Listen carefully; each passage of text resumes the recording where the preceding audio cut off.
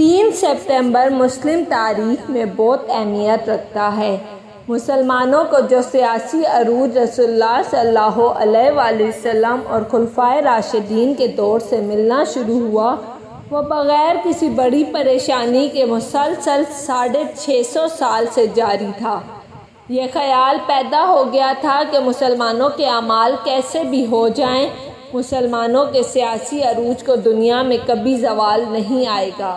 لیکن پھر وسط ایشیا سے وہ فتنہ اٹھا جس نے مسلمانوں کی سیاسی طاقت ہی نہیں، ان کا ایمان تک متزلزل کر دیا۔ منگول سے مقابلے کی کسی میں سکت نہ تھی۔ یہ بڑھتے چلے گئے حتیٰ کہ 1258 میں مسلم تاریخ کا سب سے بڑا سیاسی سانحہ ہو گیا، یعنی سقوط بغداد۔ خلیفہ وقت قتل، مسجدیں تباہ، لاشوں کے ڈھیر، کتب خانے نظر آتش۔ خوف کا یہ عالم ہو گیا کہ کوئی منگول کسی مسلمان کو کہتا کہ میں گھر جا کے تلوار لاکھ تمہارا سر اڑاؤں گا، تو وہ مسلمان خوف کے مارے وہیں بازار میں کھڑا رہتا۔ بڑے بڑے علماء نے کرب قیامت کا زمانہ قرار دے دیا۔ منگول یاجوج ماجوج کہلائے گئے اور ان سے لڑائی لڑنا ناممکن قرار پایا۔ اب خلافت کا احیاء کیا ہوتا؟ یہاں تو لوگ تلوار اٹھانے تک کو تیار نہیں۔ شدید مایوسی کی کیفیت طاری تھی۔ ایسے میں سلطان صلاح الدین کی باقیات میں سے ایک نوجوان اٹھا جس نے مملوک فوج کی کمان سنبھالی۔ اس نوجوان رکن الدین کے سامنے اس وقت 3 چیلنجز تھے۔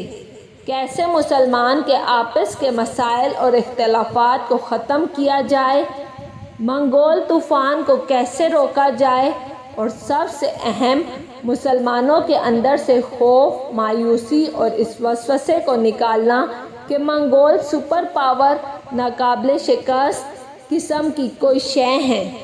چنانچہ اس نے پہلے مسلمانوں کے مختلف گروہوں اور فوجوں کو جمع کیا، پھر بھرپور فوجی طاقت کے ساتھ منگول لشکر سے جنگ کی، لیکن اس بار عین جلوت کے مقام پر اس جنگ میں عام طریقے سے ہٹ کر ایک جدید طریقے کو اپنایا گیا۔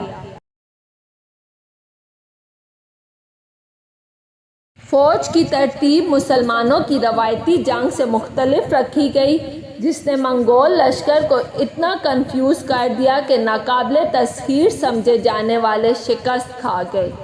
جنگ تو ہو گئی، لیکن اب آخری اور سب سے بڑا چیلنج یعنی عام مسلمانوں کے دلوں سے خوف کو نکالنے کا تھا۔ چنانچہ منگول سرداروں کو قید کر کے بیڑیاں ڈال کر مسلمانوں کے بازاروں میں پھرایا گیا کہ مسلمان جان لیں کہ یہ بھی عام انسان ہی ہیں اور اللہ کی مدد کے سامنے یہ لوگ کچھ بھی نہیں۔ یہ وہ پہلا موقع تھا جب کوئی منگول فوج کو روکنے کے قابل ہوا۔ اس تاریخی جنگ سے ہمارے سیکھنے کی یہی 3 باتیں ہیں۔ دنیا میں واپس سے عروج پانا ہے تو اللہ پر ایمان کے بعد انہی 3 چیزوں کی ضرورت ہے۔ ہمارا آپس کا اتحاد، نئے طریقوں اور جدید ٹیکنالوجی کا استعمال، مخالف کی قوت اور وسائل سے مرعوب نہ ہونا اور احساس کمتری سے باہر نکلنا کہ ناقابل تسخیر تو صرف اللہ کی ذات ہے، وہ کسی بھی سپر پاور کو مٹی کر سکتا ہے۔ اگر آپ کو میری ویڈیو پسند آئی ہے تو لائک اور سبسکرائب لازمی کیجیے گا۔ Thank you for watching.